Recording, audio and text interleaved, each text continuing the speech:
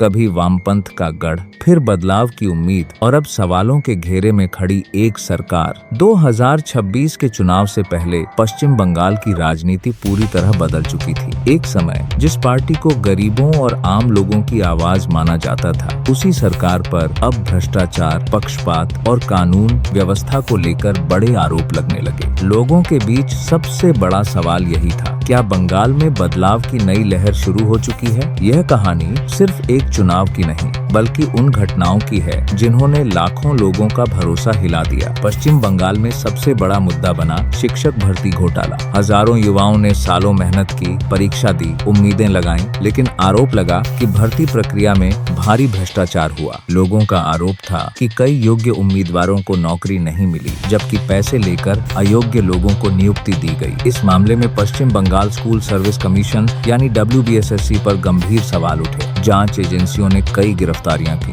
करोड़ों रुपए बरामद हुए। विपक्ष ने आरोप लगाया कि यह सिर्फ घोटाला नहीं, बल्कि पूरे सिस्टम की विफलता थी। 2025 में सुप्रीम कोर्ट ने भी भर्ती प्रक्रिया में व्यापक अनियमितताओं की बात कही और हजारों नियुक्तियों को रद्द कर दिया। इस फैसले के बाद हजारों शिक्षकों और कर्मचारियों की नौकरियां खतरे में आ गईं। लेकिन सबसे बड़ा सवाल यह था, अगर भ्रष्टाचार हुआ तो इसकी जिम्मेदारी कौन लेगा? भर्ती घोटाले के बाद बंगाल के कई हिस्सों में विरोध प्रदर्शन शुरू हो गए। युवा सड़क पर उतर आए। उनका कहना था, हमने पढ़ाई की, मेहनत की, लेकिन नौकरी पैसों से बांटी गई। कुछ अभ्यर्थी सालों तक कोर्ट के चक्कर लगाते रहे। कई परिवार आर्थिक संकट में चले गए। सोशल मीडिया पर भी लोगों का गुस्सा साफ दिखाई देने लगा। सरकार ने आरोपों से इनकार किया और कहा कि दोषियों पर कार्रवाई होगी, लेकिन विपक्ष लगातार सरकार को घेरता रहा। इसी बीच 2024 में कोलकाता के आरजी कर मेडिकल कॉलेज में हुई एक महिला डॉक्टर की रेप और हत्या ने पूरे देश को झकझोर दिया। इस घटना के बाद पूरे भारत में विरोध प्रदर्शन शुरू हो गए। डॉक्टरों ने सुरक्षा और न्याय की मांग को लेकर आंदोलन किया। मामला इतना बड़ा हो गया कि कलकत्ता हाई कोर्ट ने जांच CBI को सौंप दी। सुप्रीम कोर्ट ने भी इस मामले पर स्वतः संज्ञान लिया। इस केस में राज्य सरकार और पुलिस की कार्यप्रणाली पर भी सवाल उठे। विपक्ष ने आरोप लगाया कि शुरुआत में मामले को ठीक से संभाला नहीं गया। कुछ लोगों ने सबूतों से छेड़छाड़ के आरोप भी लगाए। हालांकि सरकार ने कहा कि दोषियों को सजा दिलाने के लिए हर संभव कदम उठाए जा रहे हैं, लेकिन जनता के एक बड़े हिस्से को लगा कि न्याय मिलने में देरी हुई और यही गुस्सा धीरे धीरे राजनीतिक मुद्दा बन गया। पश्चिम बंगाल की राजनीति में धर्म का मुद्दा भी धीरे धीरे बड़ा होता गया। विपक्षी दलों ने आरोप लगाया कि सरकार मुस्लिम वोट बैंक को खुश करने की राजनीति कर रही है। कुछ मामलों में दुर्गा पूजा, रामनवमी या हिंदू धार्मिक कार्यक्रमों को लेकर प्रशासनिक रोक और पुलिस कार्रवाई पर विवाद हुए। दूसरी तरफ सरकार का कहना था कि कानून व्यवस्था बनाए रखने के लिए प्रशासन जरूरी कदम उठाता है और राज्य में सभी धर्मों को समान अधिकार दिए जाते हैं। लेकिन सोशल मीडिया और राजनीतिक भाषणों में यह मुद्दा लगातार गर्माता गया। धीरे धीरे हिंदू मुस्लिम ध्रुवीकरण बंगाल की राजनीति का बड़ा हिस्सा बन गया। शिक्षक भर्ती घोटाले के अलावा भी कई नेताओं पर भ्रष्टाचार के आरोप लगे। ED और CBI की कार्रवाई में कई बड़े नाम सामने आए। मीडिया में करोड़ों रुपए की बरामदगी की तस्वीरें वायरल हुई। विपक्ष ने इसे कट मनी संस्कृति कहा। सरकार ने पलटवार करते हुए कहा कि केंद्रीय एजेंसियों का राजनीतिक इस्तेमाल किया जा रहा है। लेकिन आम जनता के बीच भ्रष्टाचार का मुद्दा लगातार गहराता गया। बंगाल की राजनीति अब पहले जैसी नहीं रही। एक तरफ सरकार अपने विकास कार्य गिनाती रही, दूसरी तरफ विपक्ष बेरोजगारी, भ्रष्टाचार और कानून व्यवस्था को मुद्दा बनाता रहा। युवाओं का एक बड़ा हिस्सा बदलाव की बात करने लगा। सोशल मीडिया ने भी इस बार चुनावी माहौल को पूरी तरह बदल दिया। पहले जो मुद्दे सिर्फ टीवी तक सीमित रहते थे, अब हर मोबाइल स्क्रीन तक पहुंच चुके थे। पश्चिम बंगाल एक ऐसा राज्य जिसने हमेशा भारत की राजनीति को नई दिशा दी, लेकिन इस बार जनता के अंदर गुस्सा जमा हो चुका था। भ्रष्टाचार, भर्ती घोटाले, कानून व्यवस्था और लगातार उठते विवादों ने लोगों के भरोसे को कमजोर कर दिया और आखिरकार जनता ने भ्रष्टाचार के खिलाफ अपना वोट डाला और सरकार बदल दी, क्योंकि लोकतंत्र में सबसे बड़ी ताकत जनता की आवाज होती है।